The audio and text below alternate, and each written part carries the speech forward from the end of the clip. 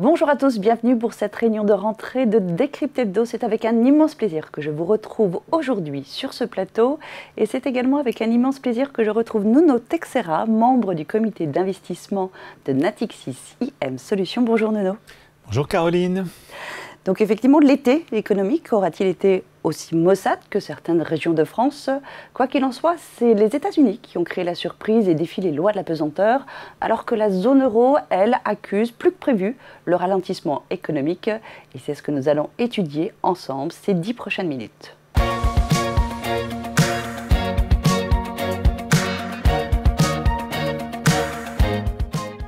Donc effectivement, Nuno, je l'annonçais, vous avez été surpris par la relative résistance de l'économie américaine. Il faut dire que la Fed avait commencé la première, l'augmentation de ses taux directeurs. On attendait un impact avant la zone euro, mais là, ça n'a pas été le cas. Oui, on pensait que l'économie américaine était en avance sur le cycle de ralentissement du fait de ce resserrement monétaire qui avait eu lieu pour une ampleur inégalée depuis le printemps dernier. Et on avait aussi l'idée que finalement on allait avoir un marché obligataire qui allait peser aussi sur l'investissement des entreprises, une inflation qui certes était plus faible qu'en zone euro mais qui était quand même substantielle encore. Et finalement on a continué à avoir une dynamique très forte, sans doute parce qu'il y a une politique budgétaire beaucoup plus accommodante, généreuse aux États-Unis, alors qu'en zone euro, on revient, je dirais, à des choses un peu plus sages. Et du coup, on a notamment les Bidenomics, les fameux Bidenomics, qui incitent... Vous pouvez les préciser? Oui, c'est des mesures d'incitation, notamment pour les secteurs clés de l'économie, et qui visent finalement à redynamiser tout un tas de secteurs, notamment dans le domaine de la technologie.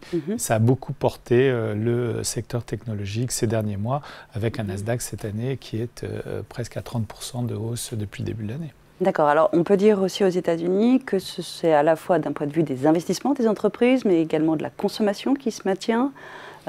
Oui, c'est vraiment ces deux points-là. Oui, les ventes au détail bénéficient d'un marché de l'emploi qui reste toujours assez dynamique. Alors, on a eu un ralentissement des créations d'emplois, mais on est toujours en création nette. On ne voit pas le chômage augmenter et finalement, les consommateurs semblent s'accommoder pour le moment de taux d'intérêt plus élevés. Il faut rappeler quand même que sur l'immobilier, on arrive à des taux sur les fameux mortgages à 30 ans qui sont autour de 7,5%, donc c'est quand même dissuasif. Mais du coup, ça se reporte un peu sur le marché de la location et ça soutient aussi, c'est vrai, les indices d'inflation.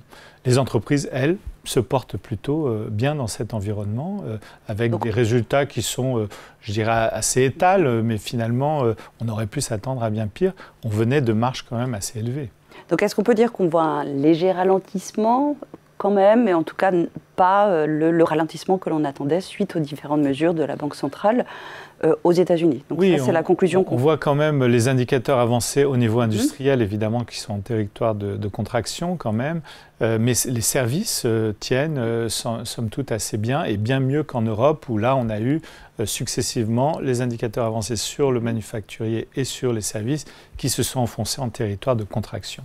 Donc et sur l'Europe, est-ce que l'ensemble des pays connaissent la même situation? Est-ce qu'on a une Europe homogène ou toujours hétérogène, comme on l'a déjà évoqué plusieurs fois?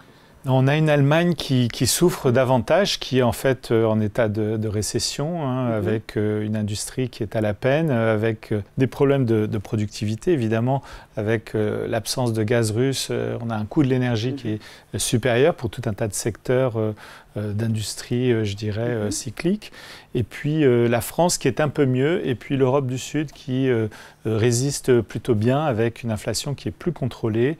Et finalement, ça aboutit à des perspectives de croissance autour de 1,5% pour cette année en zone euro, alors qu'aux États-Unis, on a révisé à la hausse les anticipations de croissance autour de 2% pour cette année. Donc pour un atterrissage, il est vraiment en douceur aux États-Unis, un peu plus difficile en zone euro. Donc on a une situation inversée à celle que l'on avait présagée. Oui, il faut dire aussi que la zone euro est beaucoup plus dépendante, par exemple, du marché chinois. L'Allemagne exporte beaucoup en Chine et donc la reprise anémique de la Chine, évidemment, pèse sur les exportations allemandes. On l'avait déjà remarqué effectivement que le moteur chinois n'était pas là, il n'est toujours pas au rendez-vous. La Chine n'a pas redémarré son économie. Alors on avait de bons espoirs en début d'année. On a eu quand même une accélération avec la sortie de toutes les mesures de confinement qui avaient beaucoup pénalisé la Chine l'année dernière. On s'attendait à une croissance sensiblement supérieure à 5%. On n'atteindra probablement pas les 5%. Ça a été, je dirais, quasiment admis par les autorités chinoises. Et on a une confiance des ménages qui est complètement en berne, notamment du fait de la situation du secteur immobilier qui n'est pas sorti de l'ornière, que le gouvernement hésite à relancer par peur d'une nouvelle bulle spéculative. Donc, il prend quelques mesures homéopathiques, mais on a quand même un des tout premiers promoteurs immobiliers qui est au bord du défaut de paiement, avec des impacts sur le secteur aussi de la gestion de fortune, qui a des positions sur de la dette immobilière et qui donc souffre également. Donc, un climat qui est quand même assez difficile, un climat géopolitique aussi qui est compliqué avec les États-Unis, qui pèse. On a le sentiment notamment que la Chine devient un marché plus difficilement investissable pour notamment les investisseurs américains qui préfèrent d'autres zones émergentes quand ils doivent investir sur les émergents. Alors on le voit, on va donc des anticipations inversées, si je puis dire, et on va regarder, étudier dans notre seconde partie l'impact sur les marchés financiers, mais surtout vos choix en termes d'allocation de portefeuille.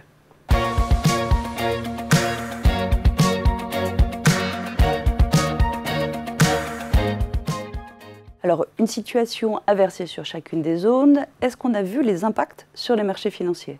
Si on part sur les États-Unis, est-ce que oui, alors ça a été marginal. Disons que les États-Unis avaient beaucoup accéléré sur le mois de juillet, même un petit peu avant. Donc on a vu un rattrapage finalement depuis plusieurs mois du marché américain jusqu'à la fin juillet.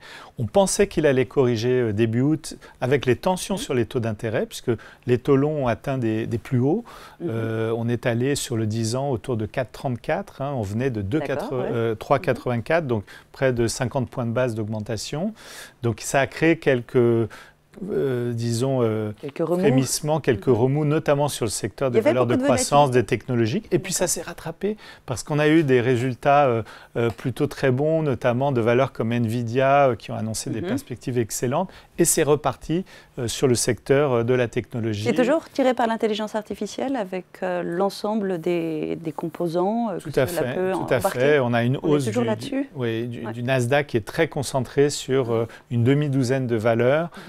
Et souvent le reste de la cote est négligé, en particulier les écarts entre les indices de croissance aux États-Unis et les indices dits value, les valeurs plus traditionnelles, plus décotées, est à un niveau stratosphérique autour de 29% depuis le début de l'année. Alors c'est vrai qu'on compense l'année 2022, ils avaient quand même bien souffert l'année précédente. Mais ça fait quand même un écart important. Et quand on regarde les indices équipondérés également, on se rend compte qu'un indice équipondéré des 500 valeurs du S&P 500, finalement, progresse de près de moitié moins par rapport à l'indice pondéré par les capitalisations boursières. Donc on a un marché qui est certes étroit, mais on peut comprendre que les investisseurs s'intéressent à l'intelligence artificielle parce que c'est quand même un bouleversement important qui va toucher un grand nombre de secteurs. Nvidia et d'autres sont très bien positionnés. Et on n'a malheureusement pas le même type de valeur en Europe. Alors en Europe, on n'observe pas la même chose en Europe.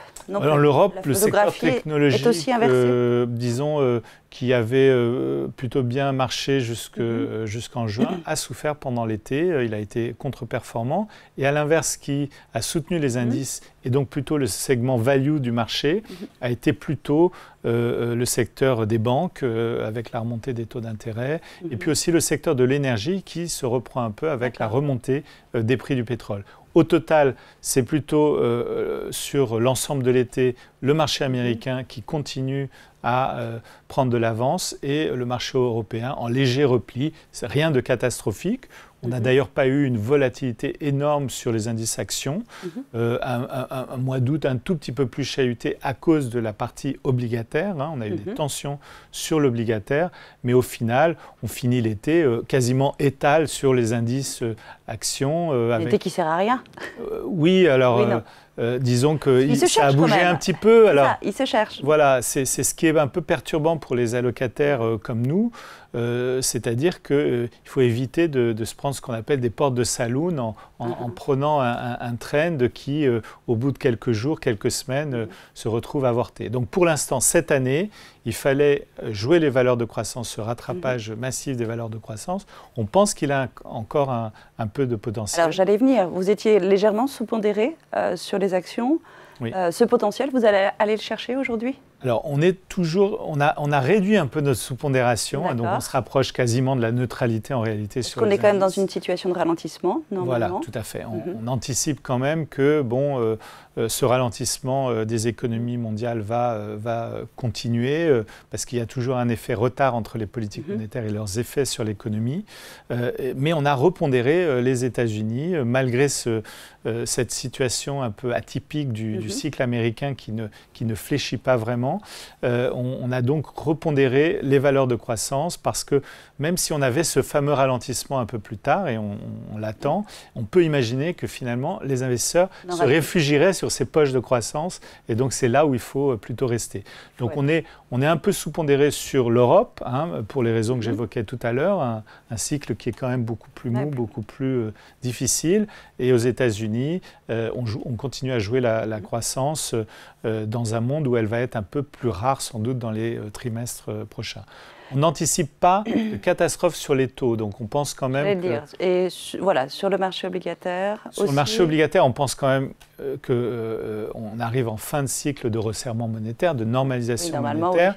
Aux États-Unis, on n'est pas sûr qu'il y aura un nouveau resserrement monétaire à la rentrée.